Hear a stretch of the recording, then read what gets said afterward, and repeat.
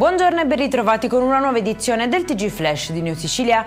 In apertura incidente mortale sulla A18 Messina-Catania. A perdere la vita Davide Toscano, 29enne di Biancavilla, coinvolto in un violento scontro tra la sua auto e un autobus che trasportava fan di ritorno dal concerto di Geolier. Ferita gravemente anche la figlia, trasportati nell'isoccorso in un ospedale di Catania. E restiamo nel messinese, dove un 75enne è stato trovato senza vita all'interno della sua auto, precipitato in un burrone. A dare l'allarme alcuni proprietari dei terreni vicini. Indagano i carabinieri. Tra le ipotesi al vaglio un malore improvviso o un guasto meccanico.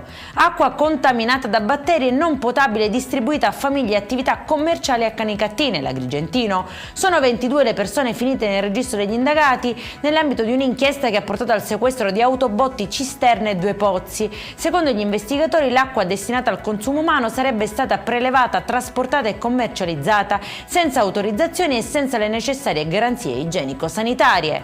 Assalto armato a un panificio di Caltagirone nel Catanese, poi la fuga ad alta velocità e lo schianto contro un palo. 3 uomini sono stati arrestati dopo un inseguimento per le vie della città. Recuperata la refurtiva, i cellulari sottratti ai dipendenti e la pistola a salve utilizzata per la rapina.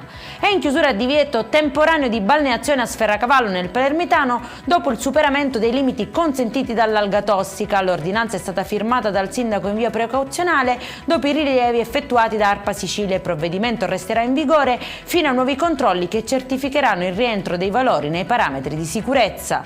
Per questa edizione è tutto, prossimo appuntamento alle 19:30, buona giornata.